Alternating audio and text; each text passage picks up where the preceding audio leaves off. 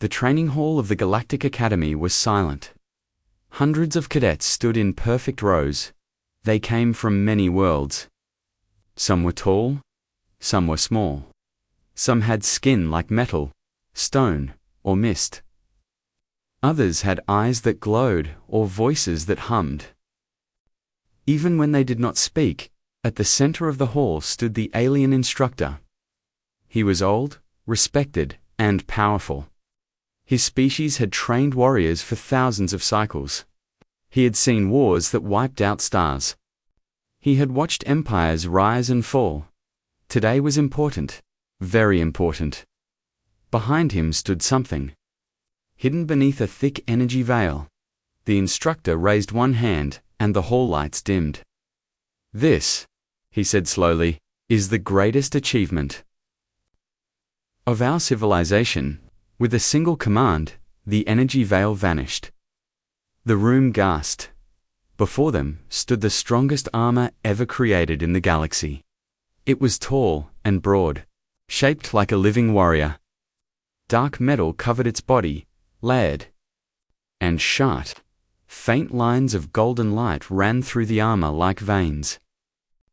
The air around it felt heavy, as if the armor itself pushed against the world. Some cadets stepped back without meaning to. The instructor walked slowly around it. "This armor has survived weapons that melt cities," he said.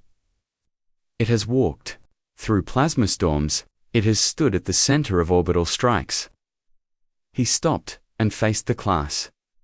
"No force has ever broken it." The cadets whispered among themselves. Many felt fear. Others felt excitement. Some felt hope. To wear such armor meant power beyond limits. The instructor watched their reactions with pride.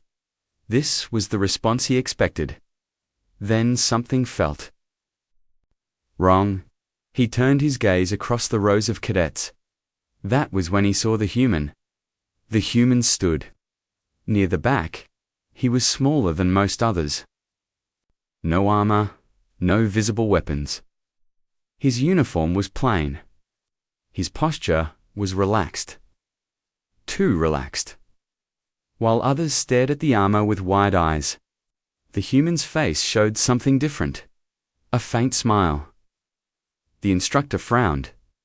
He continued speaking. But his attention kept drifting back. "This armor adapts to all known attack patterns," the instructor said. "It learns faster than any mind. It does not panic. It does not hesitate." Still, the human smiled. Not a proud smile. Not a mocking one. A quiet, calm smile. The instructor stopped walking. Silence returned to the hall. "You," the instructor said, pointing one clawed finger. The human, all eyes turned. The human looked up, surprised to be noticed. "Yes, instructor?" he asked. The instructor narrowed his eyes. "You do not seem impressed?" The human thought for a moment. "I am impressed," he said honestly. "It is very strong." A few cadets nodded. That answer seemed safe. "But," the human continued, "strength is not everything." The hall froze. The instructor felt a small spark of irritation. "Explained," he said. The human looked at the armor again. His smile did not fade. "I've seen things like this before," he said. "Not exactly the same, but close." A low murmur spread through the hall. The instructor laughed. Humans were new, young, weak by galactic standards. "You claim your species has built something like this?" the instructor asked. "No," the human replied. "We built worse?" The laughter stopped. The instructor stepped closer. "This armor has ended wars," he said sharply. "Species surrendered when they saw it walk onto the battlefield." "I believe that," the human said calmly. "Then why do you smile?" the instructor demanded. The human paused. He seemed careful with his words. "Because," he said, "it tells me you are still fighting the last war. The instructor felt anger rise. He activated the armor. Metal plates shifted. Lights flared brighter. A deep sound echoed through the hall as power flowed into the system. Observe, the instructor said. Splo weapons were brought forward. Energy cannons, cutting beams, hidden city impact rounds. Each attack struck the armor. Nothing happened, no cracks, no damage. Not even a mark. The cadets stared in awe. The instructor turned again to the human, still smiling. He asked. The human nodded. Double quotes, yes, he said softly. This time, the instructor did not laugh. He felt something else. A small, uncomfortable thought. What did the human see that others did not? The armor stood perfect and untouched. Yet, the human's eyes were not on the armor's surface. They were watching how it moved, how it reacted, how it waited. The human's smile grew just a little wider, and the instructor realized. For the first time that day, this lesson was not going the way he planned. The silence in the hall lasted longer than it should have. The instructor stood still, watching the human. The armor behind him remained active, its golden lights glowing softly, steady and calm. Everything about it spoke of control and certainty. Yet, the instructor felt neither. You claim familiarity? He said at last. His voice was even, but his tone had changed. Explain what you mean. The human did not rush. He did not straighten or show fear. He stood as if he were in a quiet room, not before one of the most respected instructors in the galaxy. The human said that this is not the first time someone believed they had solved war. Several cadets shifted uneasily. The instructor folded his arms. Our civilizations have studied conflict longer than your species has known fire, he said. You arrived in the galactic community only recently. That is true, the human replied. But time does not always equal understanding. The instructor turned away from him and addressed the class again. Do not confuse confidence with ignorance, he said loudly. This armor exists because we studied every enemy mistake. He gestured toward the armor. It responds faster than thought. It adjusts before danger becomes real. Some cadets nodded. Relieved by the familiar certainty, the instructor turned back to the human. If you see a weakness, he said, name it. The human exhaled slowly. I don't see a weakness, he said. I see an assumption. The instructor's eyes narrowed. What assumption? That nothing unexpected will happen, the human answered. A low murmur spread again. The instructor raised his voice. This armor has faced chaos, he said. It has fought species that use randomness as a weapon. Yes, the human said, but always within known limits. The instructor felt his patience thinning. Your words are vague, he said. Vagueness hides ignorance. The human nodded. Sometimes, he said, and sometimes it hides caution. The instructor turned sharply and walked toward the armor. This machine does not feel fear, he said. It does not hesitate. It does not second guess. That is exactly my point, the human replied. The instructor stopped walking. Slowly, he turned. You believe fear is strength? He asked. No, the human said. I believe fear is information. The hall felt colder. The instructor studied the human closely now. Not as a cadet, not as a newcomer, but as a problem. Humans are known for emotional reactions, the instructor said. Your history shows panic, rebellion, and collapse. Yes, the human said. And survival. The instructor lifted one claw. Survival is not victory. Sometimes it is, the human replied. The instructor dismissed him with a wave. Enough philosophy, he said. Observe. He activated a new display. Holograms filled the air, showing recorded battles. The armor marched through fire. It stood against entire armies. Enemy weapons failed again and again. Cadets watched in awe. This armor ends conflict, the instructor declared. When enemies see it, they surrender. The human watched silently. When the display ended, the instructor faced him once more. Well? He asked. The human hesitated. Then he spoke carefully. When people surrender, he said, it is not always because they are defeated. The instructor's jaw tightened. Explain. Sometimes, the human said, they are buying time. The instructor laughed again, but this time it sounded forced. You suggest this armor invites rebellion? He asked. I suggest, the human replied, that it teaches your enemies exactly what to plan for. The laughter stopped. One of the cadets raised a hand. Instructor? The cadet said, nervous. What if the human is correct? The instructor turned sharply. The human is speculating, he said. This armor is perfection. The human shook his head slightly. Nothing? That can be studied is perfection, he said. The instructor stepped closer now. His shadow fell over the human. You speak boldly for someone without armor, he said. The human met his gaze. We learned long ago, he said quietly, that armor can become a cage. The instructor felt a strange sensation. Not anger, unease. He had expected defiance. He had expected arrogance. But the human spoke as if he had already seen the future. The instructor straightened. Very well, he said. Tomorrow, we test this armor under full conditions. The cadet stirred with excitement.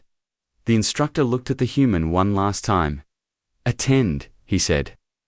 And watch closely. The human nodded. I will, he said. I already am. As the hall emptied, the armor remained standing. Perfect, silent. Waiting, and, for the first time in many cycles, the instructor wondered, what if the human was not smiling because he felt safe? What if he was smiling because he felt prepared? The next cycle, the training hall was sealed. No observers from outside were allowed. Only instructors, analysts, and selected cadets were present. The air felt heavier than before, charged with expectation. At the center of the hall, the armor stood once again, fully powered. The instructor walked slowly around it, his confidence restored. This test would end all doubt. He would show the human and anyone else listening that perfection needed no explanation. The human stood in the same place as before. Hands relaxed. Eyes focused. The instructor raised his voice. This test will simulate real combat, he said. Unpredictable threats. Multiple vectors. No limits? The cadets leaned forward. The instructor gave the signal. The floor shifted. Hidden emitters activated across the hall. Drones rose from below, fast and silent. Energy barriers snapped into place, cutting off escape routes. The armor moved. Not rushed. Not slow. Perfect dot drones, attacked from every angle. Blades, beams, pulses of compressed force. The armor adapted. Instantly, shields changed shape. Plates shifted. Countermeasures fired. Each threat was neutralized. Before it could land a clean hit, the hall filled with light and sound. The instructor watched with satisfaction. This was mastery. He glanced at the human. The human was no longer smiling. He was watching very carefully. The test escalated. Gravity shifted suddenly. The floor tilted. Atmospheric pressure changed. Visual distortion filled the air. The armor adjusted again. Still flawless, the instructor felt triumph. Then the human spoke. "May I ask a question?" he said calmly. The instructor hesitated, then nodded. "What happens," the human asked, "when the battlefield lies?" The instructor frowned. "Explain." "When senses disagree," the human said. "When information contradicts itself." The instructor dismissed it with a wave. "The armor processes truth faster than any mind," he said. The human nodded. Double quotes. "Yes," he said. "But truth is not always immediate." The instructor turned back to the test. He added a final scenario. A simulated ally appeared. Friendly signals. Recognized patterns. The armor accepted the presence. Then the signal. Change. Not hostile, not friendly, undefined. The armor paused, only. For a moment, but the human noticed. So did the instructor. The armor recalculated. Adjusted, recovered. The test ended. The hall fell silent. The instructor smiled. "You see?" he said. "Even confusion cannot stop it." The human tilted his head slightly. "It stopped," he said. "Just long enough." The instructor felt irritation rise again. "You measure perfection by failure," he said. "We measure it by survival." The human looked at the armor one last time. "We measure it by what comes next," he replied. After the test, the instructor requested a private session. The hall was empty now. Only the armor, the instructor, and the human remained. "You have been careful with your words," the instructor said. "Careful enough to be dangerous." The human did not deny it. "I don't want this armor to fail," he said. "I want you to understand it will." The instructor crossed his arms. "Everything fails eventually," he said. "That does not make it weak." "No," the human agreed. "But it makes it predictable." The instructor gestured toward the armor. "This machine evolves?" "Yes," the human said. "Within rules." The instructor paused. "What rules?" he asked. "The ones you wrote?" The human replied. Silence followed. The human continued. "When humans build armor," he said, "we don't expect it to win forever." The instructor scoffed. "That sounds like surrender." "No," the human said. "It sounds like planning." The instructor felt something shift inside him. "What do humans plan for?" he asked. The human answered softly. "Being wrong?" The instructor looked at the armor. It stood, UNMOVING. "Perfect, you were suggesting?" The instructor said slowly, "That your kind designs weakness." "Yes," the human said. "So we can change faster." The instructor turned away. For the first time, doubt touched him. The next test was unplanned. A systems analyst noticed irregular data from the armors earlier. Hesitation. Small, almost invisible. The instructor ordered a deeper scan. The human watched. Quietly. The scan revealed something unexpected. A feedback loop. Not an error, a limitation. The armor relied on certainty. Clear inputs. Defined outcomes. The human spoke when the room went silent. "You built a warrior," he said. "We build survivors." The instructor stared at the data. "If this flaw is known," he said, "others could exploit it." "Yes," the human replied, "and they will." The instructor clenched his fists. "How long?" he asked. The human answered honestly. Not long. The armor did not fail that day, but the idea of its failure had been born, and that was worse. Reports were filed. Classifications changed. Humans were no longer listed as observers. They were listed as variables. The instructor sat alone later, reviewing records. He replayed the moment of hesitation again and again. One moment, one smile. Hume was leaving the academy.